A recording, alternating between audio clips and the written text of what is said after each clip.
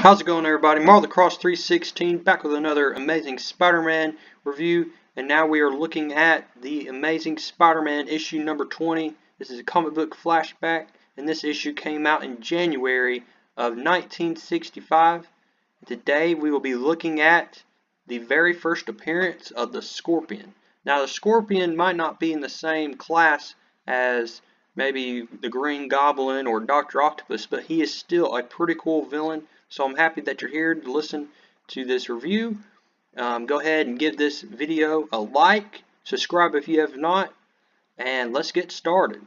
Alright, so as always, this issue is written by Stan Lee, drawn by Steve Ditko, and lettering page by Sam Rosen. And look at that splash page. Nothing but great right there. I mean, that's just awesome stuff. Silver Age was one of a kind. So we left off with last issue with a little bit of a cliffhanger. We had this guy in the green suit. Looks like he's been following Peter Parker, and he has been assigned to follow him by somebody in the silhouette figure from last issue, the last panel, the last page. Crazy stuff. So Peter Parker has noticed that this guy's been following him. He follows him all the way to his house. The guy ends up leaving after he follows Peter Parker to his house. Peter Parker changes to Spider-Man and follows this guy all the way to this phone booth. Just try to listen, but they can't hear. Then this guy goes back to Peter Parker's house. So then Spider-Man has to follow him, but he has to find a way to distract him. So he uses this web. It looks like a bat, so that's pretty creative. And through that distraction, he slips on through that window. And by doing that, though, he makes some racket in his room. And then the Aunt May comes up. It's like, Aunt, what's going on, Peter? And so he's like, oh, I just knocked over a chair. And he just so happened to put on this blue robe to hide and conceal his Spider-Man outfit. Do not want Aunt May to know about his secret identity. That's for sure. So the guy continues to follow Peter Parker. Peter Parker goes to the Daily Bugle.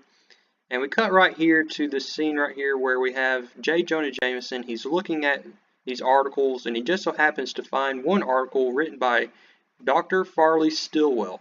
And this scientist has found a cause for artificial mutations in animals. So he said, this is a stroke of genius, and we'll figure out why J. Jonah Jameson is so excited about that in just a few minutes. So Peter Parker enters the Daily Bugle to say hey to people. The guy in the green suit finally meets up with the guy that hired him, and it just so happened to be J. Jonah Jameson. So J. Jonah Jameson sent this guy, who is Matt Gargan, by the way. Find out the true identity of this guy in the green suit. He's Matt Gargan. He wanted Matt Gargan to find out how Peter Parker gets those great photos. How does he get those? What's his biggest secret? How does he get those good photos of Spider-Man? But the plans have changed because he now wants Matt Gargan to follow him to meet up with this scientist so that they can discuss future plans on how to defeat Spider-Man. And so we find out here that Ned Leeds, he also is going to take an important assignment in Europe. And he's asked Peter Parker to join him to the airport to say goodbye. So Peter Parker agrees. But by doing that, he also sees that J. Jonah Jameson and Matt Gargan are walking out of the Daily Bugle in quite a hurry. But Peter Parker can't follow because he agreed to go to the airport with Betty Brant and Ned Leeds.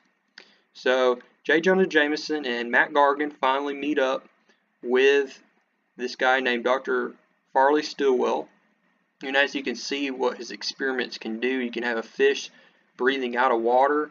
You can have a rat swimming. Some crazy stuff here, and he's pretty excited. But we see right here that J. Jonah Jameson is not interested in the science. He's rather interested on the doctor, the scientist here, experimenting on human beings. And he offers Dr. Stillwell $10,000 if this succeeds. And Dr. Stillwell just can't turn up the offer. He just can't turn it down. So he accepts, as well as Matt Gargan, because Matt Gargan is getting paid $10,000 as well. He shaves his head, and we see right here how Matt Gargan gets the powers of the Scorpion. So pretty cool stuff here, as drawn by Steve Ditko. They chose the Scorpion persona because if Matt Gargan is going to fight Spider-Man and defeat him, it would need to be a Scorpion, because the Scorpion is a natural predator to spiders. So you can see how the origin of the Scorpion and how he got his powers. So pretty cool stuff from Steve Ditko here, and just some of the great artwork and superpowers that the Scorpion was granted here. So Ned Leeds finally leaves for Europe, and it looks like Betty Brant and Peter Parker are on good terms now. We know that they weren't on good terms in the past. And then Spider-Man goes to check up on, J. Jonah Jameson, because he remembers how he was rushing out of the Daily Bugle in a hurry. And Jonah Jameson, he's being actual hospitable here, and he's like, come on in, sit on down. But Spider-Man notices right off the bat that it must be a trap. And of course it is. The Scorpion leaps out of nowhere, tackles Spider-Man, and here we go with the very first fight between Spider-Man and the Scorpion. And J. Jonah Jameson gets a front row seat to it. So once again, great storytelling, great writing here by Stan Lee, one of a kind, a legend. These stories just get better and better here. It's interesting plots here. I really did enjoy reading this issue. You should read it when you get the chance.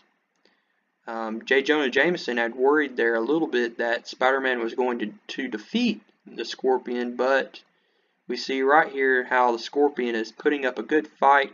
Now we also learn while they're fighting that the Dr. Stillwell, he discovers that if the Scorpion continues on his rampage, continues to be the Scorpion, basically, Matt Gargan continues to be the Scorpion, then his mind will go insane and he will become evil incarnate. So the Dr. Stillwell, he creates this serum and this antidote that the Scorpion needs to take so he can revert back to Matt Gargan. So we'll see if that works. But again, like you can see, a big major defeat to Spider-Man right off the bat as Scorpion throws Spider-Man into that water tower. So the Scorpion comes to a realization after defeating Spider-Man that he can use his powers for his own will. He's going to do what he wants. He turns down J. Jonah Jameson's offer to pay him $10,000 because the Scorpion, he can get that kind of money on his own. So you can see right here how he takes down these policemen or these people that are in charge of the store. He robs an armored car. And you could just tell how worried J. Jonah Jameson has been now, because he's created a monster. He really has. It's kind of like Frankenstein, the Frankenstein monster.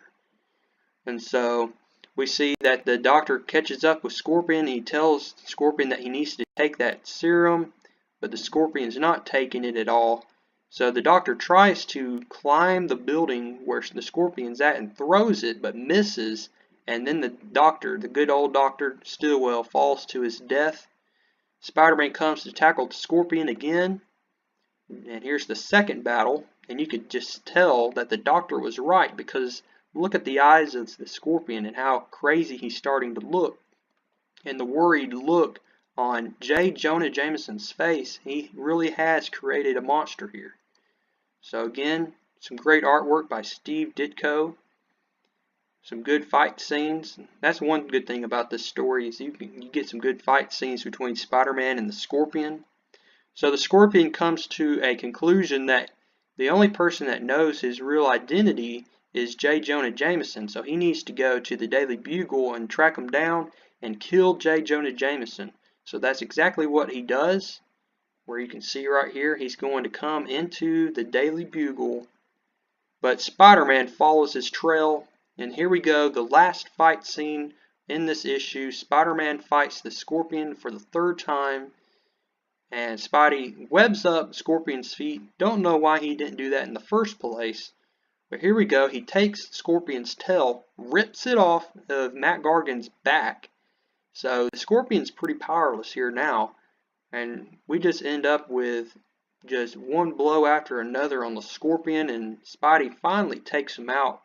And ironically, J. Jonah Jameson has been rooting for Spider-Man this whole time during the fight because he knows that the Scorpion is out to kill him.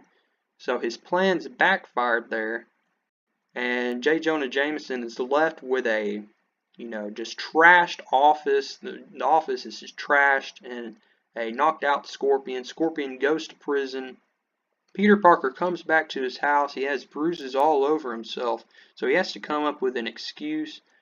Flash Thompson and the other bullies, they notice he's beaten up too, but again, that's just Flash Thompson being Flash Thompson. And Peter Parker uses the excuse that he was playing football and he got hurt, so Aunt May pretty much helps him get back to good health.